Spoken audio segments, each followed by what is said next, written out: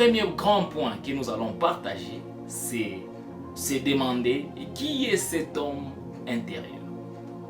En fait, on pouvait rester sur ce que nous avons dit et comprendre qu'il y a déjà l'homme intérieur. Mais j'aimerais que nous puissions se poser cette question. C'est-à-dire, qui est cet homme intérieur? Alléluia. Déjà, quand nous lisons le passage de Job, chapitre 32, verset 8, nous allons comprendre que Job est en train de dire que, en vérité, dans l'homme, c'est l'esprit, le souffle du Tout-Puissant.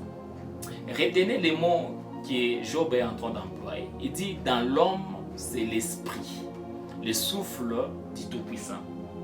Qui est cet homme intérieur? Job commence par nous dire, dans l'homme, il y a l'esprit.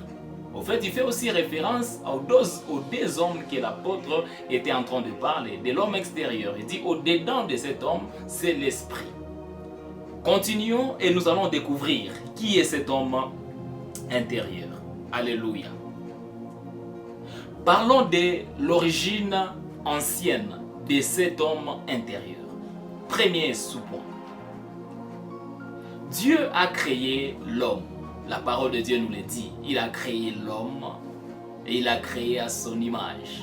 Mais au chapitre 2, verset 7 de Genèse, nous allons comprendre que Dieu a fait aussi des hommes. Alléluia.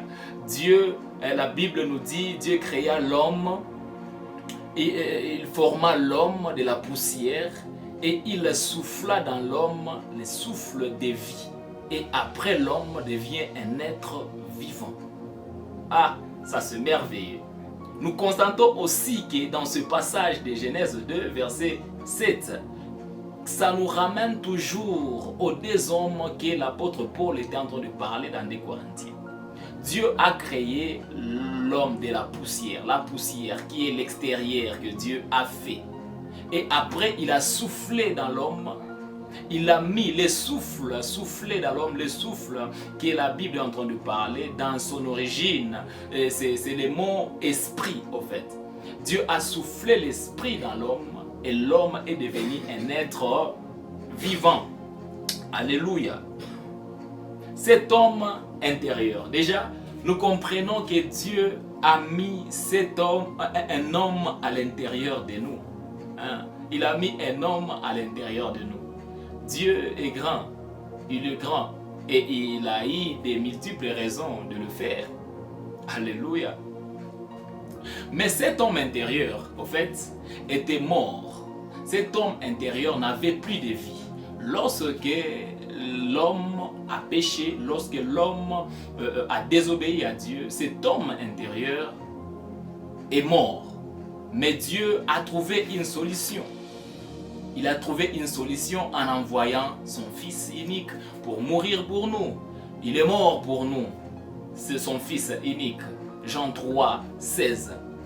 Quiconque qui croit en lui, il ne périra jamais, mais il aura la vie éternelle. Alléluia. Comprenons que l'homme intérieur, c'est notre esprit. Et cet homme intérieur était mort à cause de la désobéissance de l'homme. Deuxièmement, parlons de l'origine nouvelle maintenant de cet homme intérieur. Parce que l'homme intérieur était mort. C'est du passé, c'est de l'ancien déjà. Maintenant, pourquoi moi je vous parle de l'homme intérieur? Parce qu'il y a encore une origine nouvelle de l'homme intérieur. Alléluia. Vous allez remarquer avec moi lorsque Jésus est en train de partager avec Nicodème au chapitre 3 de Jean, verset 3, il dit que si l'homme est né de nouveau, il ne peut hériter le royaume de Dieu. Alléluia. C'est quelque chose de plus fort, de tellement fort. Pourquoi? Parce que ça suscitait une curiosité dans le cœur de Nicodème. Nicodème s'est posé la question. Cette question, on peut aussi se la poser aujourd'hui. Si c'était moi, si c'était toi à la place de Nicodème, tu allais aussi te poser la même question. Comment ça, moi je suis grand? Comment je dois naître de nouveau? C'est compliqué. C'est tellement compliqué. Alléluia. Vous aussi, vous pensez que il parlait de l'homme extérieur? Est-ce que vous pensez qu'il parlait d'un homme être que nous voyons extérieurement? Moi, je ne suis pas sûr. Pourquoi? Parce qu'il dit tu dois naître de nouveau. Quelqu'un qui naît de nouveau, cela veut dire qu'il existait avant. Et après, il vient naître de nouveau. Et c'est ce que Jésus était en train d'expliquer à Nicodème. En fait, Nicodème, moi je ne parle pas de ton être physique, je ne parle pas de ton corps, de ton habillement, de l'X que tu as, mais je parle de ton être intérieur. Souvenons-nous de ce que je viens de dire tout à l'heure, que l'homme intérieur était mort. Il faut que l'homme intérieur qui était mort revienne à la vie. C'est ce qu'on appelle la nouvelle naissance. Donc, la renaissance de l'homme intérieur qui était mort autrefois. C'est la réponse que Jésus pouvait donner à Nicodème. Et nous comprenons maintenant que l'homme intérieur, c'est notre esprit. L'homme intérieur, c'est notre esprit qui revient à la vie avec Jésus. Et je suis en train de dire à toi qui me suis, tu tombes sur cette vidéo, tu n'as pas encore donné ta vie à Jésus-Christ, tu n'as pas encore reçu cette vie de Jésus. Je suis en train de t'expliquer et de te rassurer que ton homme intérieur est mort. Ton homme intérieur ne fonctionne plus. Il y a une manière de faire renaître cet homme intérieur, c'est de croire au Seigneur Jésus-Christ comme étant ton Seigneur et ton Sauveur. Et la question que nous étions en train de nous poser, qui est cet homme intérieur? Nous avons déjà la réponse. Jésus vient de donner la réponse. Il dit, tu ne peux pas entrer dans le royaume de Dieu si tu n'es pas né de nouveau. Et voilà, après, il va dire que ce qui est né de la chair est chair. Et ce qui est né de l'esprit est esprit. Vous voyez, vous comprenez déjà que ce que Job avait dit, que dans l'homme, véritablement, dans l'homme, c'est l'esprit. Donc l'homme, véritablement, c'est l'esprit. Et Jésus dit, celui qui est né de la chair, il se comporte comme la chair. Et celui qui est né de l'esprit, il devient esprit. L'homme intérieur, c'est notre esprit. Qui tu es un esprit. C'est ce que la parole de Dieu est en train de confirmer. Qui tu es un esprit. Alléluia. Cet homme intérieur, nous allons petit à petit le prouver que c'est notre esprit au fait. Alléluia. Quand nous lisons Genèse 1, verset 26, la parole de Dieu dit, créons l'homme à notre image, à notre ressemblance. La question aussi qui se pose, parce que ça devient comme un dicton des gens. Je suis fait créé à l'image de Dieu, je suis créé, fait à l'image de Dieu. C'est bien, nous sommes créés à l'image de Dieu. Nous sommes faits à l'image de Dieu. Mais qui est fait à l'image de Dieu? Qui est créé selon l'image de Dieu? C'est la question que nous devons nous poser, au fait. La vraie question, c'est de savoir qui, maintenant qui est né, qui est créé selon l'image de Dieu. Est-ce que Dieu parlait de physique?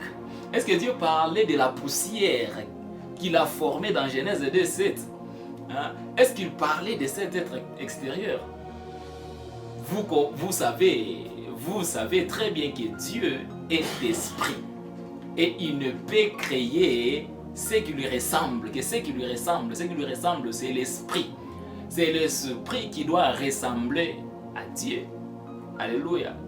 C'est cet homme intérieur-là que Dieu a créé selon son image.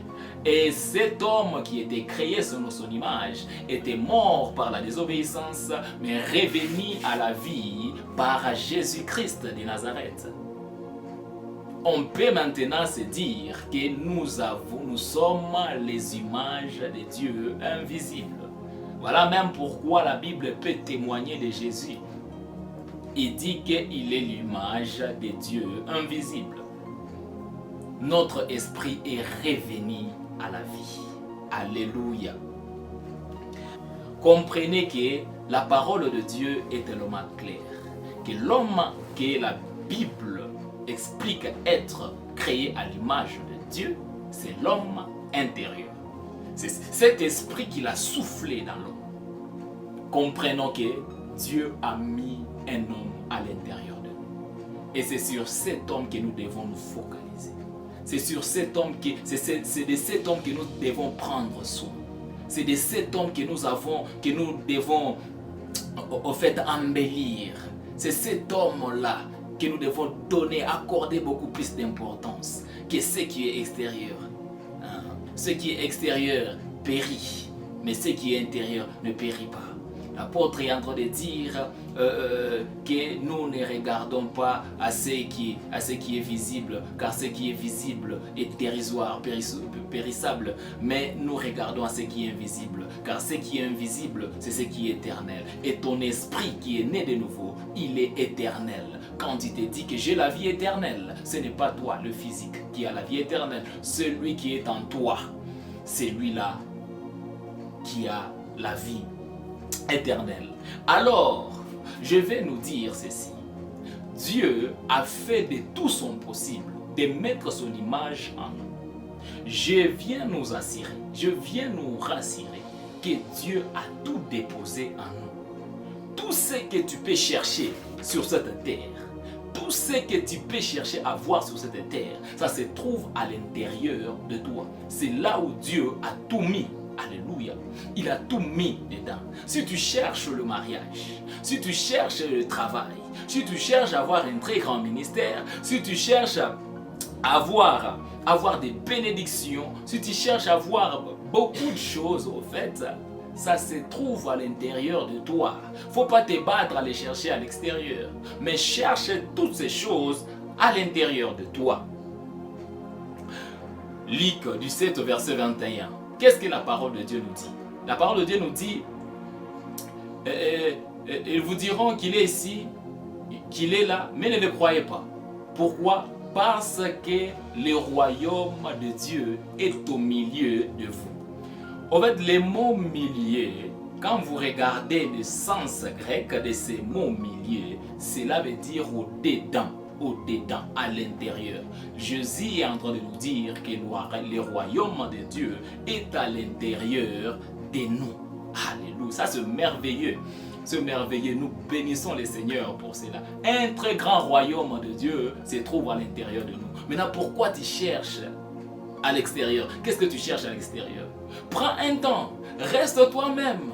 Entre en toi-même et tu vas puiser des richesses inépuisables en Christ. Ça se trouve à l'intérieur de nous. Et quand l'apôtre Paul est en train de nous dire que nous avons tout pleinement en Jésus-Christ, les nous qui le parlent, il ne parle pas de notre physique, il parle de notre esprit. Et lorsque l'apôtre Pierre est en train de nous dire, il dit que vous avez tout ce qui contribue à la vie et à la piété. Il ne parle pas de l'extérieur, il parle de ton intérieur, de ton homme intérieur. Le royaume de Dieu est en nous. Il est en vous, il est au milieu de vous. Et qu'est-ce que la parole dit dans Romains? Il dit ceci, le royaume de Dieu n'est pas pour le boire et le manger. Le royaume de Dieu, c'est dans la paix, la joie, la justice par le Saint-Esprit. Mais si tu veux chercher la joie, pourquoi la chercher ailleurs? Pourquoi chercher à l'extérieur? Pourquoi chercher la joie, la paix à l'extérieur? C'est impossible. Je vais dire même pour les politiciens qui cherchent à avoir la paix par des réunions et des réunions, je vous assure que la paix ne se trouve qu'à l'intérieur. La paix ne vient qu'avec Jésus-Christ de Nazareth. C'est Jésus qui vient avec la paix. Tu ne cherches pas à l'extérieur. Cherche tout à l'intérieur de toi. Et tu verras ce que ta vie deviendra. Parce que l'homme intérieur possède tout ce que tu as besoin. Passage à retenir. Job 32, verset 8. Alléluia.